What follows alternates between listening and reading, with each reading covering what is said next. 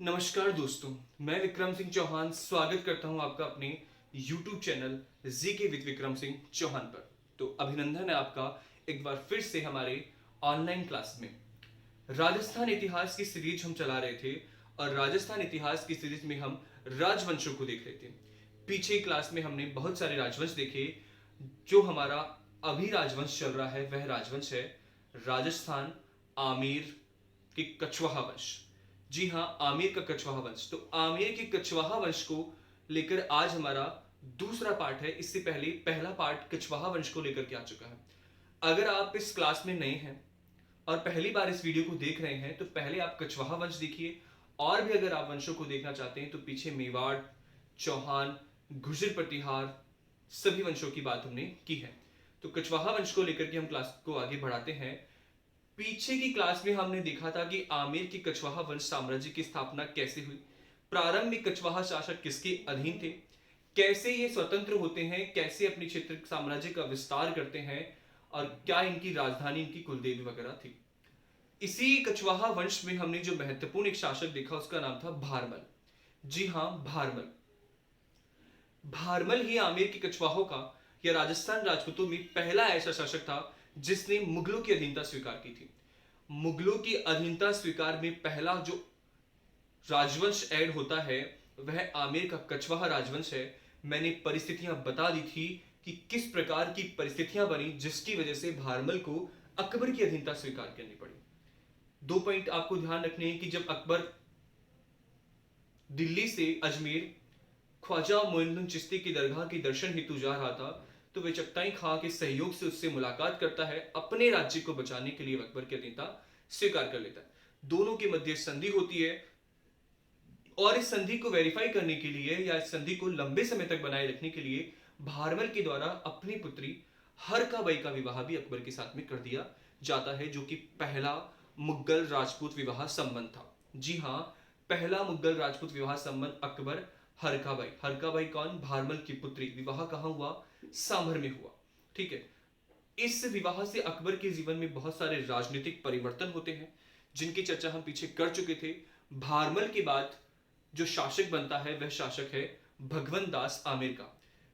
Even Bharmal Akbar की अधीनता स्वीकार करके बैठा है तो भारमल के बाद भगवंत दास भी अकबर के अधीन है और अकबर की अधीनता स्वीकार करते हुए ही भारमल अकबर के साम्राज्य विस्तार में सहयोग प्रदान करते हैं। भारमल ने अपनी पुत्री जिनका नाम मानबाई था उसका विवाह भी अकबर के पुत्र जहांगीर से कर दिया। जो समय सलीम थे, बादशाह नहीं बने थे, तो सलीम के साथ विवाह किया मानबाई का। 1589 में मृत्यु हो जाती है भगवंत दास की और शासक बनते हैं मानसिंह। तो कछवाहा वंशों में जो महत्वपूर्ण शासक हम पढ़ने वाले हैं आज, जो संपूर्ण कछवाहा वंश का सबसे महत्वपूर्ण शासक है जिसको लेकर के हमारी एग्जाम में प्रश्न रहते हैं, वह शासक मानसिंह ही है। तो आज की जो हमारे शासक हैं उनका नाम है मानसिंह। मानसिंह का छोटा सा जीवन परिचय हम देखें। मानसिंह कछवाहा। ठीक है। मानसिंह का जो जन्म था वह 1550 में मौजमाबाद में हुआ। मानसिंह का जन्म 1550 में मौजमाबाद में होता है। मौजमाबाद की स्थापना किसने की थी? आप मुझे कमेंट बॉक्स में लिख करके बताएंगे अगर आपने पीछे का वीडियो देखा है तो। मानसिंह के पिता की बात करें तो मानसिंह के पिता का नाम है भगवंत दास। माता की बात करें तो माता का नाम है भगवती देवी। और अगर हम बहन की बात करें तो बहन का नाम है मानबाई। ठीक है। जन्म मौजमाबाद में, पिता भगवंत दास है, माता भगवती देवी है और बहन है मानबाई। मानबाई जिसका विवाह किससे हुआ है? जहांगीर से हुआ है और जिससे जो पुत्र उत्पन्न हुआ दोनों से, उस पुत्र का नाम था खुसरो। जी हां, खुसरो। एक समय ऐसा आया जब मानसिंह ने अपने भांजे खुसरो को मुगल शासक बनाना चाहा, किंतु परिस्थितियां ऐसी उत्पन्न हो गई कि खुसरो मुगल शासक नहीं बन पाया और शासक कौन बना? जहांगीर। इंडियन हिस्ट्री का पार्ट है लेकिन अपन थोड़ा सा इसको देख करके चलें। रीजन क्या था? अकबर के 3 पुत्र थे जिनमें जहांगीर सबसे बड़े, उसके बाद मुराद और उसके बाद दानियाल था। मुराद और दानियाल दोनों की ही अकबर के जीवन काल के दौरान ही मृत्यु हो जाती है। ऐसे में जहांगीर जो बचते हैं, उसने अपने पिता के विरुद्ध विद्रोह कर दिया। अब इस विद्रोह की स्थिति को देखते हुए अकबर को चिंता हुई कि मैं अपना नेक्स्ट उत्तराधिकारी किसे बनाऊं। उस पुत्र को तो बना नहीं सकता जो मेरे ही विरुद्ध विद्रोह कर रहा है। उन पुत्रों की बात क्या करें जो मेरे से पहले ही संसार को छोड़कर के चले गए। तो ऐसे में मानसिंह अकबर के नवरत्न में शामिल थे और मानसिंह ने सलाह दी कि आप जहांगीर के पुत्र खुसरो यानी कि मेरे भांजे को आप क्या बना दो, उत्तराधिकारी बना दो। अकबर ने अपना उत्तराधिकारी नॉमिनेट कर दिया खुसरो को। लेकिन अकबर की मृत्यु से पहले ही जहांगीर और अकबर के जो मध्य मतभेद था, मनमुटाव था, वह सही हो जाता है या सुधर जाता है। और अकबर की मृत्यु के बाद बादशाह बनता है कौन? जहांगीर बनता है। ऐसे में खुसरो को लगा कि मैं बादशाह बनने वाला था, लेकिन इस पिता ने टांग अड़ा दी। तो खुसरो भी विरोधी हो गया किसके? अपने पिता जहांगीर के विरुद्ध। और खुसरो ने विद्रोह कर दिया जहांगीर के विरुद्ध। जहांगीर बादशाह अब था ही। ऐसे में जहांगीर ने कड़ा रुख अपनाया और खुसरो को पराजित करके उसको अंधा करवा दिया। कुछ समय बाद जहांगीर का अपने पुत्र के प्रति प्रेम पुनः जाग गया। उसको लगा कि मैंने भी मेरे पिता के विरुद्ध विद्रोह किया, लेकिन मेरे पिता ने मुझे कोई दंड नहीं दिया, मैंने इसको दंड कैसे दिया। और जहांगीर ने अपने पुत्र की एक आंख सही भी करा देता है, किंतु आगे चलकर के खुसरो की मृत्यु हो जाती है। तो जहांगीर का पुत्र जिसका नाम क्या है? खुसरो, जो कि मान सिंह का भांजा है। तो ये इनका छोटा सा परिचय। मौजमाबाद में जन्म है। भगवंत दास इनके पिता है, माता भगवती देवी, बहन मानबाई, जिसका विवाह किससे? जहांगीर से हुआ। अब अपन देखें मानसिंह के सैनिक अभियान। एक इंपॉर्टेंट बात जो आपको याद रख करके चलनी है, वह बात यह है कि मानसिंह ऐसा शासक था सभी राजपूतों में जिसने अकबर के साम्राज्य विस्तार में सबसे बड़ा योगदान दिया। तो अब साम्राज्य विस्तार में मानसिंह का इतना बड़ा योगदान था, तो सीधी सी बात है मानसिंह के द्वारा बहुत सारे सैनिक अभियान किए गए होंगे और उन सैनिक अभियानों से अपने पास प्रश्न भी हो सकते हैं। तो हम मानसिंह के सैनिक अभियानों को या मानसिंह के जीवन को अकबर के साथ यानी कि उसकी मुगल सत्ता के साथ जो जीवन था, मानसिंह के सैनिक अभियानों को या उसके जीवन को हम तीन भागों में बांट करके पढ़ते हैं या तीन चरणों में। प्रथम चरण, सेकंड चरण, आप भी अपनी कॉपी में इसी तरह से नोट डाउन करेंगे। और नेक्स्ट है तृतीय चरण। प्रथम चरण की अगर बात करूं मैं, तो प्रथम चरण की शुरुआत 1569 से लेकर के, हम सैनिक अभियान की बात कर रहे हैं, जन्म 1550 में हुआ था और मुगल सत्ता में उपस्थित हुए थे 1562 मुगल सेवा में। 1569 से लेकर के 1574 तक। द्वितीय चरण रहेगा 1574 से लेकर के 1585 तक और तृतीय चरण रहेगा 1585 से लेकर के 1640 तक, 1614 तक। तो ये मानसिंह के जीवन को इस प्रकार से तीन चरणों में विभाजित किया गया है या उसके सैनिक अभियानों को तीन भागों में बांटा गया है। मानसिंह के सैनिक अभियानों को तीन भागों में बांटा गया है। तो हम प्रथम चरण, द्वितीय चरण, तृतीय चरण को एक एक करके देखते हैं। इससे पहले बता दूं, 1562 में ही 12 वर्ष की आयु में 1562 में 12 वर्ष की आयु में मानसिंह अपने पिता भगवंत दास के साथ मुगल सेवा में उपस्थित हो गए थे।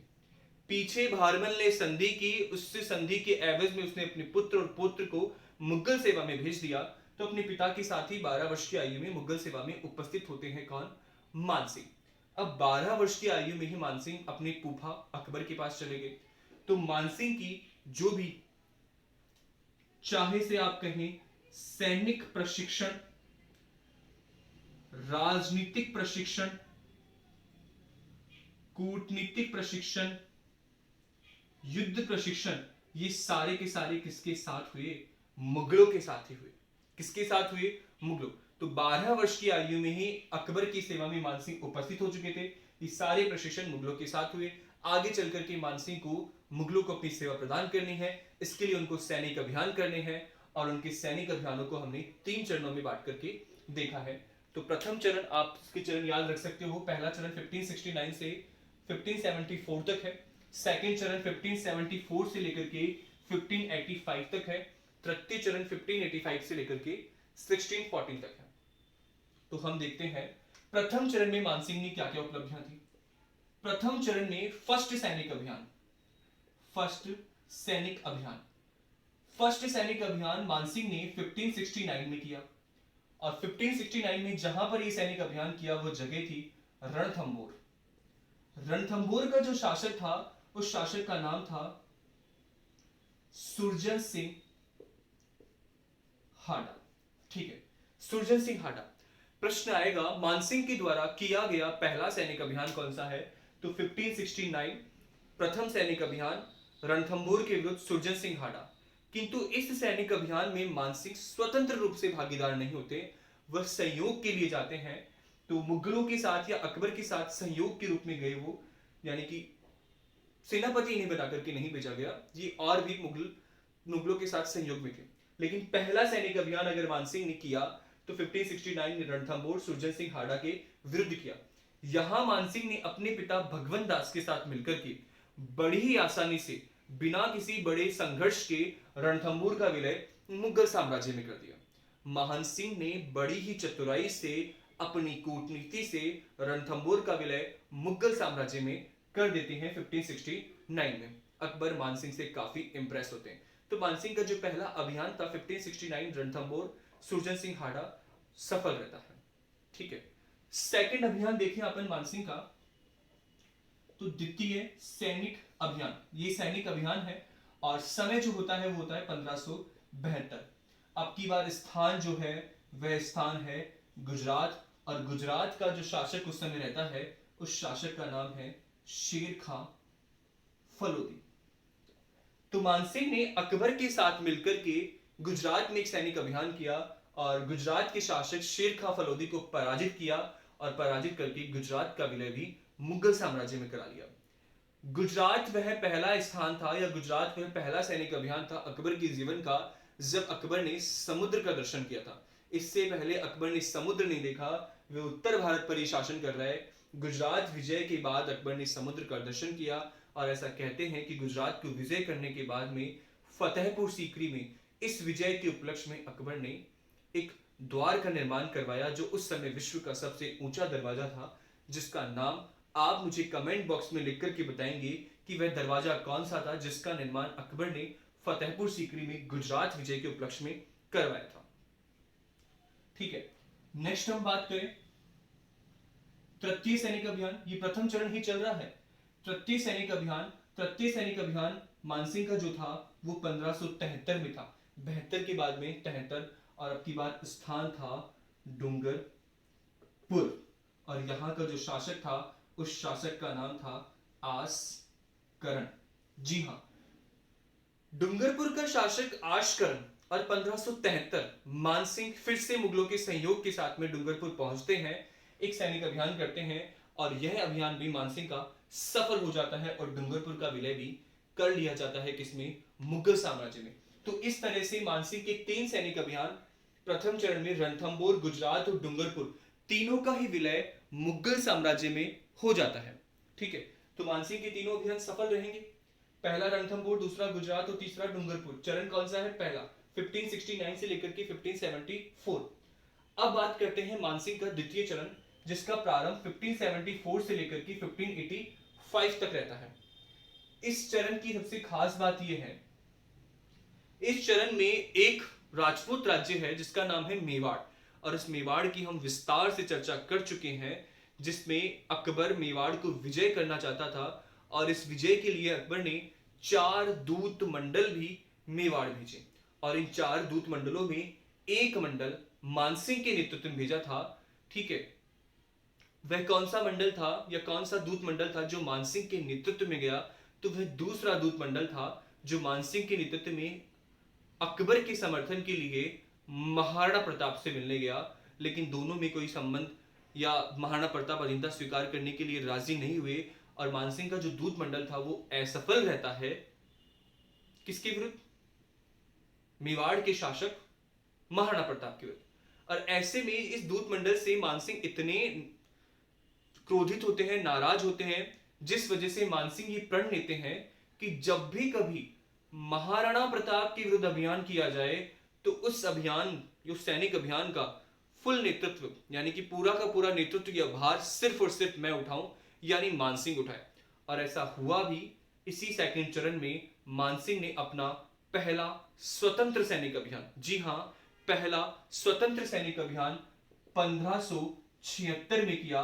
और 1576 में राज्य था मेवाड़, शासक था महाराणा प्रताप, और युद्ध हुआ था हल्दी घाटी का युद्ध। ठीक है, हल्दी घाटी का युद्ध इंपॉर्टेंट है। पहला सैनिक अभियान रणथंबोर 1569, काम चल जाएगा। पूछे कि मानसिंह का पहला स्वतंत्र सैनिक अभियान, तो प्रथम स्वतंत्र सैनिक अभियान 1576 हल्दी घाटी, मेवाड़ के शासक राणा प्रताप के युद्ध। तो हल्दी घाटी के बारे में तो हम विस्तार से चर्चा कर चुके हैं हम मेवाड़ के साम्राज्य में कि यह युद्ध कब हुआ। 18 जून 1576, गोपीनाथ शर्मा के अनुसार 21 जून 1576। एक तरफ मानसिंह की सेना, एक तरफ महाराणा प्रताप की सेना, दोनों ने सैनिक छावनी अपनी जहां डाली हुई हल्दी घाटी का मैदान था।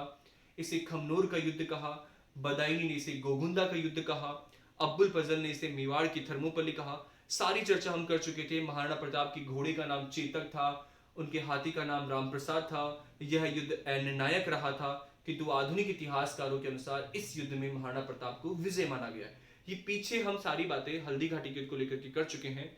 लेकिन इस हल्दी घाटी के युद्ध में मानसिंह के जो उद्देश्य थे, अकबर ने जो उद्देश्य बताकर के मानसिंह को भेजे थे, वह उद्देश्य महाराणा प्रताप को पराजित करना, उन्हें बंदी बनाना या मेवाड़ पर पूर्ण अधिकार करना। इन तीनों ही उद्देश्यों की प्राप्ति मानसिंह को नहीं हुई, जिस वजह से अकबर मानसिंह से नाराज हो गए और कुछ समय के लिए उनकी ड्यूटी यानी कि उनका दरबार में उपस्थित होना बंद कर दिया जाता है। तो आपको ध्यान रखना है, सेकंड चरण में प्रथम स्वतंत्र सैनिक अभियान हल्दी घाटी का युद्ध, शासक महाराणा प्रताप और मेवाड़। अब इसी द्वितीय चरण में मानसिंह की स्थिति थोड़ी सी अब कम हो गई है, दरबार में उसकी इंपॉर्टेंस कम हो गई है। इंपॉर्टेंस कैसे बनेगी? इंपॉर्टेंस पुनः बनेगी 1585 में। टैलेंट है, कैसे दबेगा, उठेगा, और राजपूत है, आगे बढ़ेंगे। तो 1585 का समय था, और 1585 में एक स्थान जिसका नाम था काबुल, काबुल का क्षेत्र भी अकबर के अधीन आता था, यानी कि मुगलों के अधीन ही काबुल का क्षेत्र आता है। काबुल की जो सत्ता संभाली हुई था या काबुल का क्षेत्राधिकार जिसे दे रखा था, वह था अकबर का भाई मिर्जा हाकिम। ठीक है, काबुल पर मिर्जा हाकिम का शासन था, और मिर्जा हाकिम ने अकबर के विरुद्ध विद्रोह कर देता है 1585 में। इस विद्रोह का दमन करने के लिए अकबर ने मानसिंह को याद किया, बुलाया और कहा कि काबुल में मेरे ब्रदर यानी कि उसका सौतेला भाई 1585 में मिर्जा हाकिम ने काबुल में विद्रोह कर दिया है, जनता को भड़का रहा है, जनता ने उसके साथ मिलकर के मुगलों के विरुद्ध विद्रोह कर दिया। तो ऐसे में मानसिंह 1585 में मिर्जा हाकिम के द्वारा किए गए विद्रोह को दबाते हैं, और यह इस विद्रोह में दबाने में क्या रहते हैं, सफल रहते हैं। 1585 में मानसिंह इस विद्रोह को दबाने में क्या रहे, सफल रहे। इसी के साथ काबुल के अंदर दो जनजातियां, एक जनजाति का नाम है रोशनियाई, एक जनजाति का नाम है यूसुफजाई। दो जनजातियां हैं, रोशनियाई और यूसुफजाई। इन जनजातियों ने भी क्या कर दिया, यहां पे विद्रोह कर दिया, और मानसिंह ने इनके विद्रोह को भी सफलतापूर्वक दबा दिया। तो काबुल में मिर्जा हाकिम के विद्रोह का दमन किया, काबुल में रोशनियाई यूसुफजाई विद्रोह द्वारा किए गए विद्रोह का दमन किया। ऐसे में इस कार्य में मानसिंह को सफलता मिलती है, और 1585 में मानसिंह को अकबर के द्वारा काबुल का सूबेदार बनाया जाता है, यानी कि पूरा प्रशासन किसको सौंप दिया गया, मानसिंह को सौंप दिया गया। काबुल का सूबेदार 1585 में अकबर ने मानसिंह को बना दिया। तो ये द्वितीय चरण की उपलब्धियां हैं, आप एक बार पुनः इसको नोट करेंगे। द्वितीय चरण 74 से लेकर के 85, इसमें पहला 1576 में हल्दी घाटी का युद्ध, जो मानसिंह का पहला स्वतंत्र सैनिक अभियान था। 1585 में काबुल में मिर्जा हाकिम के विद्रोह का दमन किया, जिसमें सफल रहे। रोशनियाई यूसुफजाई दोनों जनजातियों का इन्होंने दमन किया, और ऐसे में अकबर इनसे खुश हुआ और इन्हें 1585 में काबुल की सूबेदारी सौंपी। ये मानसिंह के दो चरण कंप्लीट होते हैं। अब हम बात करेंगे तृतीय चरण की। अगर आपको इस पॉइंट से लेकर की कोई क्लेरी है या संदेह मन में रह जाता है तो आप कमेंट बॉक्स में लिख करके मुझसे क्वेश्चन पूछ सकते हैं, मैं पढ़ करके उनका आंसर जरूर दूंगा। अब हम बात करेंगे तीसरे चरण की, जिसका नाम 1585 से लेकर के 1614 तक है।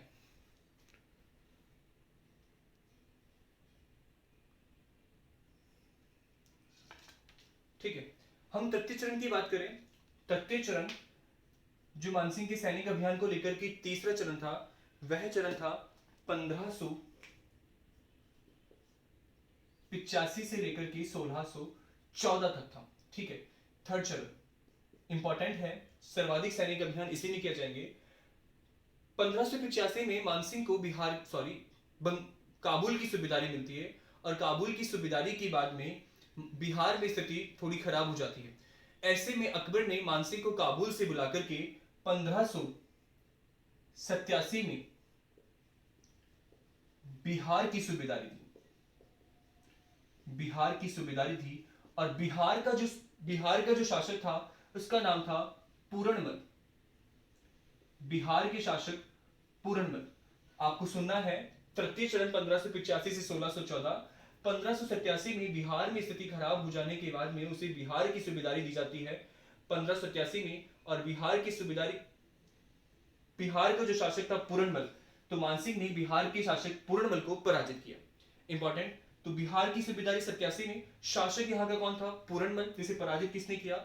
मानसिंह ने किया, और बिहार में स्थिति को ठीक ठाक या एवरेज कर दिया, मुगल सत्ता के पक्ष में कर दिया। नेक्स्ट बात करूं मैं, 1590 में मानसिंह को उड़ीसा की सूबेदारी दी जाती है, और उड़ीसा का जो शासक था उसका नाम था निसार खां। तो उड़ीसा के शासक निसार खां को पराजित किया मानसिंह ने, और उड़ीसा की सूबेदारी मानसिंह को प्राप्त होती है 1590। 87 में बिहार, शासक पूरणमल। 90 में उड़ीसा, शासक निसार खां। और 1594 में मानसिंह को बंगाल की सूबेदारी मिलती है, और जो बंगाल का शासक था उसका नाम था केदार खां। ठीक है, केदार खां। तो इस तरह से मानसिंह को 3 और क्षेत्र प्राप्त होते हैं, 3 और क्षेत्रों की सूबेदारी मिलती है, बिहार, उड़ीसा, बंगाल। पहली बार अगर उसको पूर्ण रूप से सूबेदारी मिली तो वह क्षेत्र उसके लिए काबुल था। पहला सैनिक अभियान रणथंबोर था, पहला स्वतंत्र सैनिक अभियान हल्दी घाटी का युद्ध था, और भारत में पहली सूबेदारी उसको मिली बिहार की सूबेदारी, शासक पूरणमल। 90 में उड़ीसा, शासक निसार खां। 94 में बंगाल, शासक केदार खां। ठीक है, अब कुछ बातें हम यहां की करते हैं। बिहार की सूबेदारी के पद पर रहते हुए मानसिंह ने पटना को अपना प्रमुख केंद्र बनाया। जी हां, अपना प्रमुख केंद्र, जहां से प्रशासन चलाया, वह क्षेत्र था पटना। जिस समय मानसिंह बिहार के सूबेदार थे, उसी समय 1589 में, इंपॉर्टेंट है, 1589 में मानसिंह के पिता, जिनका नाम भगवंत दास, मृत्यु हो जाती है। मानसिंह के पिता की 1589 में, जो उनके पिता का नाम भगवंत दास से, मृत्यु हो जाती है। ऐसे में मानसिंह का जो राज्याभिषेक होगा, क्योंकि आमेर की गद्दी के नेक्स्ट दावेदार कौन है? मानसिंह है। तो 1589 में अपने पिता की मृत्यु के बाद उनका राज्याभिषेक, प्रथम राज्याभिषेक, इंपॉर्टेंट है, याद रखना है, प्रथम राज्याभिषेक जिस स्थान पर होगा वह स्थान पटना बिहार होगा। तो मानसिंह का पहला राज्याभिषेक 1589 पटना बिहार में। अब उस समय फ्लाइट की सुविधा नहीं थी, या ऐसी कोई गाड़ी नहीं थी कि भाई सुबह चले हम शाम को आमेर पहुंच के हमारा राज्याभिषेक करा लें। काफी लंबा समय लगता था जाने के लिए, 2, 4, 5 माह लग जाते थे। तो ऐसे में मानसिंह ने अपना पहला राज्याभिषेक पटना बिहार में ही करवा लिया भगवंत दास की मृत्यु के बाद। इसके बाद 1589 में मानसिंह का सेकंड राज्याभिषेक होता है, द्वितीय राज्याभिषेक। और ये द्वितीय राज्याभिषेक जिस स्थान पर होता है वह आमेर में होता है, और आमेर में यह राज्याभिषेक विधिवत रूप से होता है। जी हाँ, बिल्कुल विधिवत रूप से, नियम से, मुकुट वुकुट पहना करके, राज्याभिषेक करके, बहुत सारे लोगों को भोज पर बुला करके, ऐसे में मानसिंह का दूसरा राज्याभिषेक 1590 में होगा। कहां पर हुआ? आमेर में। पहला 89, दूसरा 90, पहला पटना, दूसरा आमेर में, विधिवत रूप से। अब मानसिंह शासक बन गए हैं, राजा बन गए। तो ऐसे में अकबर मानसिंह से काफी खुश थे, उसे मानसिंह को अपने नवरत्न का दर्जा दे रखा था। तो ऐसे में अकबर ने मानसिंह को उपाधि दी फरजंद की। आपको इंपॉर्टेंट है, याद रखना है, मानसिंह की उपाधि फरजंद है, और ये फरजंद की उपाधि किसके द्वारा दी गई? अकबर के द्वारा दी गई। और ये उपाधि कब दी गई थी? मानसिंह के राज्याभिषेक के अवसर पर। ठीक है, फर्जंद की उपाधि दी गई, राजा की उपाधि दी गई। किसकी उपाधि दी गई? राजा। अच्छा, फर्जंद का मतलब क्या है? फर्जंद का मतलब होता है पुत्र। फर्जंद का मतलब है पुत्र, दूसरी उपाधि से राजा। और इसी के साथ ही मानसिंह को 5000 का मनसब भी दिया गया, या उनका 5000 का मनसब पक्का कर दिया गया। उनके पास मनसब था लेकिन 5000 का मनसब पक्का कर दिया गया था। एक बात और सुने, अकबर ने अपने जीवन के अंतिम समय में मानसिंह का मनसब 7000 किया था। कितना किया था? 7000। मनसब क्या है, हम इसका विस्तार से अध्ययन करेंगे। मनसब एक रैंक है दरबार में उपस्थित होने वाले सैनिक अधिकारियों की। ठीक है, तो इस 5000 का मनसब पहले था मानसिंह का, उसके बाद अकबर ने अपने अंतिम समय में अकबर का मानसिंह का मनसब 7000 का। तो अकबर के समय में सबसे बड़ा जो मनसब था वह 7000 का था, और ये 7000 का मनसब केवल 2 ही व्यक्तियों को दिया। एक व्यक्ति का नाम मानसिंह है और दूसरे व्यक्ति का नाम मिर्जा अजीज कोका है। जी हाँ, मिर्जा अजीज कोका। तो 7000 का मनसब अकबर ने सिर्फ 2 ही व्यक्तियों को दिया है, मानसिंह और मिर्जा अजीज कोका को। ठीक है, इंडियन हिस्ट्री की बात है। अभी हम देखते हैं कि अंतिम समय में 7000, इस समय 5000 का मनसब पक्का किया, राजा की उपाधि और फर्जंद की उपाधि दी गई। बिहार में पटना को अपना प्रमुख केंद्र बनाया। नवाब सिंह पिता की मृत्यु, 90 में दूसरा राज्याभिषेक आमेर में करवाया। अच्छा, बिहार में मानसिंह ने अपने नाम से एक नगर बसाया जिसका नाम था मानपुर। तो मानपुर नगर मानसिंह के द्वारा कहां बसाया गया था? बिहार में बसाया गया था। ठीक है, 1590 में उड़ीसा के शासक निशार खां को मानसिंह ने क्या कर दिया? पराजित कर दिया। और 1594 में बंगाल के शासक केदार खां को पराजित कर यहां की सूबेदारी प्राप्त की। बंगाल की 2-3 बातें और। जब मानसिंह बंगाल अभियान या बंगाल संघर्ष में थे तो मानसिंह के 3 पुत्र थे। मानसिंह के 3 पुत्र, एक का नाम हिम्मत सिंह, एक का नाम दुर्जन सिंह और एक का नाम है जगत सिंह। मानसिंह के 3 पुत्र उनके साथी थे इस अभियान के दौरान, और बंगाल अभियान के दौरान ही हिम्मत सिंह, दुर्जन सिंह और जगत सिंह तीनों ही पुत्रों की मृत्यु हो गई थी मानसिंह के 3 पुत्रों की मृत्यु बंगाल अभियान के दौरान। पुत्रों के नाम हिम्मत सिंह, दुर्जन सिंह और जगत सिंह थे। इस बंगाल को विजय करने के बाद मानसिंह यहां से शिला देवी की अष्टभुजी मूर्ति प्राप्त करते हैं। शिला देवी की अष्टभुजी मूर्ति प्राप्त करते हैं और इसे आमेर के महलों में स्थापित करवाते हैं। कहां स्थापित करवाते हैं? आमेर के महलों में। पीछे हमने कल एक देवी देखी जिसका नाम था जमवाय माता, वह आमेर के कछवाहा शासकों की कुल देवी थी। अब एक देवी हमारे पास है जिनका नाम है शिला देवी, जो अष्टभुजी की मूर्ति है, और ये मूर्ति मानसिंह बंगाल से लेकर के आए थे और इसे लाकर के आमेर के महलों में स्थापित करवाया। तो यह कछवाहा शासकों की कैसी देवी हो गई? आराध्या देवी हो गई। जी हां, आराध्या देवी। आमेर में इसका मंदिर है। आमेर महल में ही इन्हें मदिरा और चन्नामृत दोनों का ही प्रसाद चढ़ता है, यानी भक्तों को दिया जाता है वह प्रसाद। ठीक है, तो इस प्रकार से बंगाल से मानसिंह को शिला देवी की अष्टभुजी मूर्ति प्राप्त की थी। बिहार में इन्होंने अपने नाम मानपुर के नाम से नगर बसाया और बंगाल में इन्होंने अकबरपुर के नाम से नगर बसाया था। किसके नाम से? अकबरपुर के नाम से मानसिंह ने बंगाल में अपना नगर बसाया था। ठीक है, अब इसके बाद मानसिंह का एक सांस्कृतिक योगदान वाला पाठ है कि इनका सांस्कृतिक योगदान क्या था। राजकवियों का नाम क्या था, इनके समय स्थापत्य कला में किस किस का निर्माण हुआ। इनकी पत्नी कनका देवी ने जगत शिरोमणि का मंदिर बनाया। तो इसकी चर्चा हम थोड़ी सी विस्तार से नेक्स्ट क्लास में करेंगे, मानसिंह का सांस्कृतिक योगदान। तो आज हमने बात की मानसिंह का जन्म से लेकर के उसके सैनिक अभियानों तक। और एक बात करें अपन, मृत्यु छूट गई है मानसिंह की, इसका आप स्क्रीनशॉट ले सकते हैं ताकि मैं इसको मिटा दूं।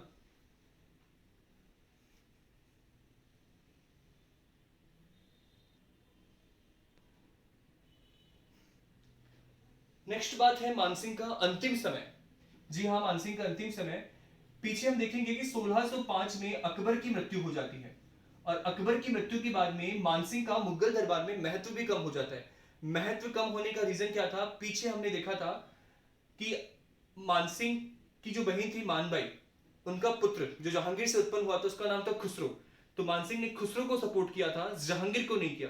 तो ऐसे में जब जहांगीर बादशाह बनेगा अकबर की मृत्यु के बाद में, तो जहांगीर तो बदला लेगा मानसिंह से। और 1605 में अकबर की मृत्यु के बाद में जहांगीर बादशाह बनेगा। कौन बनेगा? जहांगीर बादशाह बनेगा। और जहांगीर मानसिंह को कतई पसंद नहीं करेगा। जहांगीर के बादशाह बनने के बाद में मानसिंह का मुगल दरबार में महत्व कम हो जाता है। तो ऐसे में 1609 में जहांगीर ने मानसिंह को उत्तर भारत से सीधा दक्षिण भारत भेज दिया, यानी कि दक्षिण भारत की सूबेदारी दी। दक्षिण भारत की क्या दी? सूबेदारी। 1609 में जहांगीर ने मानसिंह को दक्षिण भारत की सूबेदारी दी। मानसिंह उत्तर भारत में अपना विस्तार बना चुके थे, अपना प्रभाव बना चुके थे। तो ऐसे में जहांगीर ने 1609 में दक्षिण की सूबेदारी दे दी। और यहां पे 1614 में एलिचपुर महाराष्ट्र में मानसिंह की क्या हो जाती है? मृत्यु हो जाती है। तो एलिचपुर महाराष्ट्र में 1614 में मानसिंह की मृत्यु हो जाती है। ठीक है, तो मानसिंह की मृत्यु 1614, जन्म 1550। इनके सैनिक अभियानों को 3 चरणों में बांटा गया, प्रथम, द्वितीय, तृतीय। प्रथम चरण अकबर की सेवा में उपस्थित हुए थे 1562, 12 वर्ष की आयु में। उनकी सभी शिक्षाएं मुगल सेवा में यानी मुगलों के साथ हुई। प्रथम चरण 1569 से लेकर के 74, द्वितीय 74 से लेकर के 85 और तृतीय 85 से लेकर के 1614 उनकी मृत्यु तक था। प्रथम चरण में 3 सैनिक अभियान, तीनों ही संयोग के रूप में किए थे। पहला रणथंभौर के विरुद्ध 69 में, दूसरा 72 गुजरात, तीसरा 73 डूंगरपुर। पहला स्वतंत्र सैनिक अभियान द्वितीय चरण में 1576 हल्दी घाटी का युद्ध था। और यहां पर सेकंड चरण में ही 1585 में अकबर की सौतेले भाई मिर्जा हाकिम को पराजित किया, सूबेदारी प्राप्त हुई काबुल की। यहां पे रोशनी आई, यूसुफजाई, जनजातियों का दमन किया। तृतीय चरण में हमने देखा 87 में बिहार की सूबेदारी शासक पूरनमल था यहाँ पे। 90 में उनको उड़ीसा की सूबेदारी प्राप्त हुई, शासक निसार खां था। 94 में उनको यहाँ 1594, 90, 1590 और 1594 में उनको बंगाल की सूबेदारी प्राप्त होती है और यहाँ का शासक केदार खां था। और इसी केदार खां के साथ अभियान में मानसिंह के तीनों पुत्र मृत्यु को प्राप्त होते हैं। अकबर की मृत्यु के बाद मानसिंह का महत्व कम हो जाता है, जहांगीर शासक बनता है। जहांगीर ने 1609 में दक्षिण की सूबेदारी दी, जहां पर मलिक अंबर से लड़ते हुए मानसिंह पराजित भी होते हैं और 1614 में एलिचपुर महाराष्ट्र में मृत्यु हो जाती है। नेक्स्ट क्लास जारी रहेगी और उसमें हम मानसिंह के बाद जो शासक हुए उनकी चर्चा करेंगे। और छोटा सा टॉपिक हमारा मानसिंह को लेकर के बच रहा है, वह है मानसिंह का सांस्कृतिक योगदान। क्लास लंबी हो जाएगी इसलिए मैं उसे स्टॉप करता हूं और कल हम पढ़ेंगे पहले मानसिंह का सांस्कृतिक योगदान और फिर मानसिंह के बाद जो आमेर के कछवाहा शासक हुए उनकी चर्चा। धन्यवाद। अगर आपको क्लास अच्छी लगी है तो इसे शेयर कीजिए, चैनल पे नए हैं तो इसे सब्सक्राइब कीजिए। इस पे आपको Rajasthan history, Indian history, Indian geography, world geography, Rajasthan geography, even सभी कंपटीशन के लिए तैयारी करने के लिए वीडियो आपको मिलेंगे। तो please support me and share my video. धन्यवाद।